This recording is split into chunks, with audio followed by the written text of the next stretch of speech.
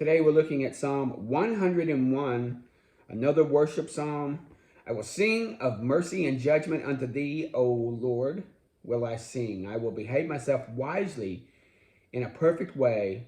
O when wilt thou come unto me? I will walk within my house with a perfect heart. Perfect here is not, I never make mistakes. I'm seeking to do what's right in your eyes. I'm perfect in my ways and in the way, in my viewpoints. The Bible earlier or later will talk about the reins of your heart. God looks at the intentions of your heart, not just the things you're doing, but the things of your motivations, your intentions, the things that you would do if you had the chance. He says, I will sing of mercy. Again, you're not singing of just things that happened in the past. Remember, we talk about song. Song wasn't just something that was done. It's what's happening now in your life. What's happening to you right now. I'm singing of your mercies. I'm singing of your judgments unto me. You're training me. You're forgiving me. It's the idea of when you're merciful with someone that you're training, they get it wrong, you help them to get it right. You have a perfect heart towards them. It's not perfect, again, in the sense that I don't make mistakes, but perfect in my intentions. And I'll walk within my house with a perfect heart. I will set no wicked thing before mine eyes. I will hate the work of them that turn aside. It will not cleave to me. Again, hating what's put before your eyes. You do also the things that you see. You're accepting of the things you will see. When I purposely put evil before my eyes, when I purposely do that, a froward heart shall depart from me. I will not know a wicked person. This isn't that you sequester yourself against standing for God amongst other people, but you don't allow them to be a part of your inner circle. They do not have an influence on you. He talks about, mine eyes shall be upon the faithful of the land, that they may dwell with me. Again, eyes of welcoming, eyes of acceptance of what you're doing. He that worketh deceit shall not dwell within my house. If you're a deceiver, you won't dwell. And remember, here, we're not just talking about that one house, but we're talking about the household, that compound, that area when you have people in who may not be a part of your genetic family. I won't have them in my house. I will early destroy all the wicked of the land, and I will cut off all the wicked from the city of God. Again, they chase the wicked out. Our job, again, is not to chase the wicked out of the house. We need to chase the wicked out of the church. We need to chase the wicked out of ourselves. So standing for righteousness, using the mercy and judgment of God that is upon changing me, we also use that on the people of the church. And so I see this as both personal and communal from a person of authority. So again, a good worship psalm, and we're seeing those happening a lot here. And we see almost a pattern of the Davidic psalms through 71, 72, in which, there's more eloquence. There seems to be more poetry. There's more depth of feel in some places. Here we've got different kinds of poetry, but still, each one of them is different in its own right. So notice the differences, glean from them what you can, and see that this one is a good worship song. Going to Judges, we finished off with Samson. Again, we've seen this thread since Joshua through Judges of this up and down, of them sinning mightily. It isn't just a little bit of sin. They sin mightily, and they sin mightily for years. It's almost a whole generational sin now that the people that knew God had a song of God working in their lives, setting up the inheritance, and then by their living in this land of milk and honey, living there, that the next generation takes it for granted and takes the debauchery down. We see this up, and God sends a deliverer, who always sends a deliverer. We're going to notice when we're done with Judges and go in, well, there'll be Ruth as a little break, then into Samuel, that this whole pattern, almost like a wavelength, comes back with Samuel and then all the kings. And it tends to do this all the way through until we get to Jesus, and then, so that's what we're seeing. So God is working with Israel. He's got this promise. He tends to still send his deliverer. So he was delivering them from the Philistines here. And we're talking about from here through the end, we have one big long story, which kind of ends on a very negative note. It begins with a man in Manoah who sets up an idol in his house, and he has an ephod, and he gets a Levite. There's a passing Levite who's going through. Says that he has 1,100 shekels of silver from his mom, and he makes himself an image in the house of Micah, again in the compound, and he sets up an ephod and a teraphim and consecrates his sons to become priests, because in those days there was no king. Every man did what was right in his own eyes. And there was a young man of Benjamin, Judah, came by. He was a Levite, and this man asked him to be the priest of his little mini Judaism he's got going on here. Now, you don't see where, when I've read this, where God gets on this man for having this image. You get the idea that even though physical worship is still going on, because we see that when Samuel comes into play, that physical worship, the keeping of the vows, the keeping of the offerings, the keeping of the days, oh ho hum, they're doing all this, but their hearts are not really with their God. There was no guidance. There was no judge. They didn't even want to judge. They didn't want anyone to tell them what they were doing was wrong. So we see a thread, if you will, of this true form of Judaism going through here, because God does not get onto this fellow. In fact, there is victory for later on men will come and take this and take it into battle for God. Now, God does not, again, we get confused here. We have our 20th and 21st century sensibilities. Well, but he had a graven image. Well, God is trying to hold on to a thread because of his promise. We'll see that through the end of this book. We talk about later, there's a remnant that come back after the fall of Jerusalem. They come back with Ezra and Nehemiah, just a remnant of what used to be there, just a little seedling of what used to be. And here's this little seedling of true Judaism, where this man is trying to hold on to some of the standards. So he gets this Levite, which was, you're having a Levite priest to go in and officiate. And it's well with me. And Micah even says, now I know that the Lord will do me good, seeing that I have a Levite as my priest. He's seeking goodness from God, and there's nothing wrong with that. Seeking the goodness of God through acceptable worship, through acceptable living at this time, choosing Christ as your Savior, then choosing to live an acceptable life after you've come to Christ. We see the same thing, these people wanting to have Yahweh God in their lives to help them because they're hurting.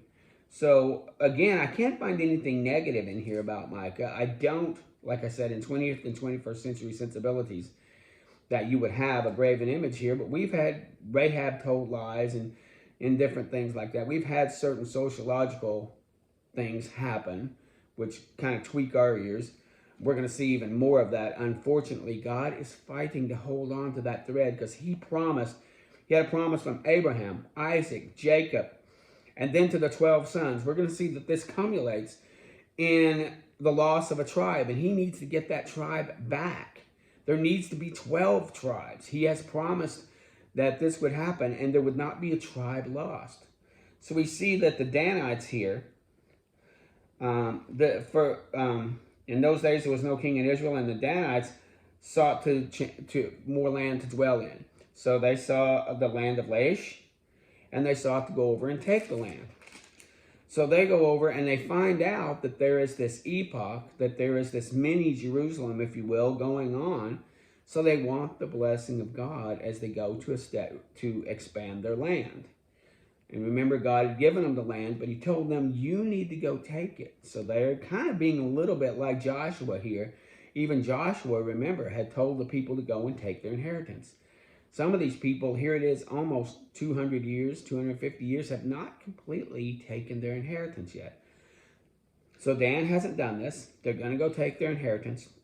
They go, and they go to Micah, and they go through this little mini form of Judaism through Micah and the Levite, and they go into the Zidonians who are in this area, and of course they do to them like Joshua did to Jericho and to the cities. They went and they found the land of the Zidonians that were quiet and secure. They had no magistrate that would put them to shame. Now, these were not just happy-go-lucky people sitting around you know, sitting around sheep, waving at one another, pastoral scenes.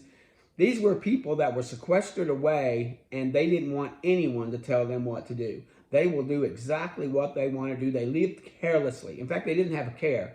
That doesn't mean they're lazy, sitting around staring at the stars. I don't care. I'm going to take what I want. I'm going to do what I want. I'm going to be as vile as I want. I'm going to live like I want. I'm going to steal. I'm going to kill. I'm going to do adultery. I'm going to fornicate. I'm going to, all these things, living carelessly because they didn't want anyone to tell them what to do. That's the problem with this whole Canaanite culture that was going on. They didn't want a God. They didn't want a king. They just wanted to live their lives by their own rules. Men were not meant to live by our own rules. We were meant by the rule of God. God gave rules to Adam. Adam had a certain thing he couldn't do. He was also told to take dominion, and to watch over the garden. He had a commandment, something to do. He also had something he wasn't supposed to do. He wasn't just king of the earth. God's up sipping in heaven. Who cares what happens next? So here these Zidonians are living. They have no magistrate. And the Danites go in and take the land. And they take their battles there. Let me see if I can catch up to where I am now. And they had also sent in spies. They did exactly like Joshua had done. So what happens is, as they're on their way there, they stop by Micah. Sorry, I got lost in my little my notes here. As they find out about this and send out the spies and find out it's a good land, find out that God will take them, they go back to Micah. The men of Dan send 500 men to Micah, and they steal his ephod. They steal his worship items, and they take the Levite, and they're taking this with them as they go into battle. Micah appears, and of course the Levite is happy to go with them. Micah appears and wants his stuff back, and these 500 men are men of valor, and they turn and say, no, you don't want to do this. You want to back up from this. And so they took away his priests, they took away his gods, they took away his ephod. And the children of Dan said, let not the voice be heard among you, lest angry fellows run upon thee and lose thy life with the lives of thy household. He's threatening them that, Micah, if you want to get this stuff back, you're going to lose your life over it. So they took the things that Micah had made, and the priests which were there, and they came to Lachish unto a people that were quiet and secure, and they smote them with the edge of the sword. There was no deliverer because they were far from Zidon. These people also, one of their mistakes was that they were so far away, they didn't have any connection with anyone else. There was no one to deliver them. They had no deliverer. So the men of Dan came in, took this possession. They called the city Dan instead of Laish. And the children of Dan set up the graven image there, and Jonathan the son of Jehosham, son of Manasseh, he and his sons were priests in the children of Dan until the day of the captivity of the land. And they set up Micah's graven image there, and all the time that the house of God was at Shiloh. So the idea that you had this little mini Jerusalem going on. Again, the struggle is with our 21st century sensibilities, plus what we've learned from theologians and stuff that try to fit this into our modern boxes. The problem is, and here's a good example of how this stuff does not fit into our modern boxes. Maybe we need to take the box away. Maybe we need to accept it as it's saying it, even though. And we're going to go in tomorrow with 19 and 20 and 21, which is going to be even more of this non-box kind of viewpoint. Accepting the Bible for what it says. It's the hardest thing against our own mind to accept it as, I don't agree with what's saying here. This doesn't sound right to my ears. This doesn't sound like morality. This doesn't sound like Jesus. So we tweak the scriptures to make them sound like something else. Here at this time, this is what was happening. Here's the time we had that Israel had gone so low into depravity, had so low into sin, that the worship was more in verbs and in vocal instead of heart. And so the people were down, and they had a thumb on them. They were being oppressed. And here's one person who tries to light a little spiritual candle And these other men, Dan used this candle to take what God had given them, because God had commanded them to wipe out these people because of the sinfulness. See, sin is always the problem.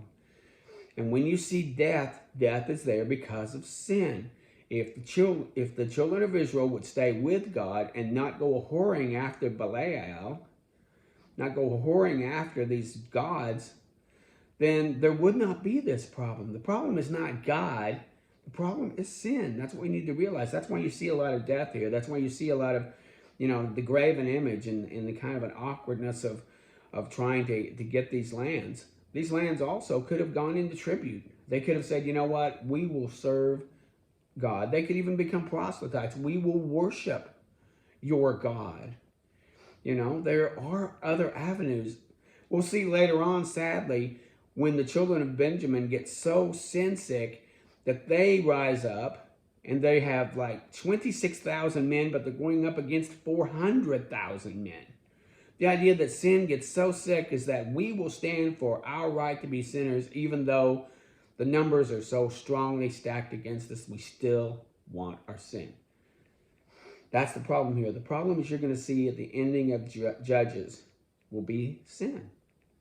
Don't blame God for having to deal with men within their sinfulness. He's still got his promise to push through.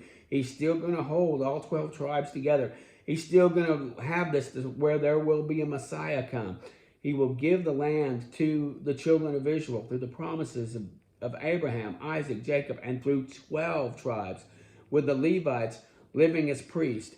And then there will come a king, a prophet like Moses, who will come and lead the people in righteousness, and that prophet is Jesus. So we see him holding on to this and fighting hard for this.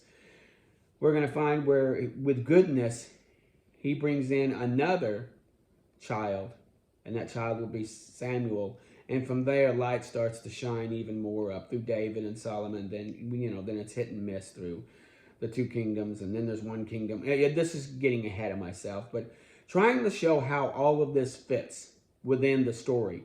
But when we do this more snapshot Christianity theology of pulling photos out of the album and trying to understand a photo without the photos around it, creates more problems. It creates confusion, and God is not the author of confusion. Don't take the photos out of the album. Look at the whole album so far. Look at the whole grid so far. Look at what's being said and done and the purposes so far. And that will help proper understanding. And his mind is not our mind. His ways are not our ways. He's using this to try to get us to think like him. And sometimes we're resistant. That doesn't sound right. We have this idea of Jesus is just someone with children sitting on his knee, or he's walking around and everybody's jostling him and he's having a wonderful time.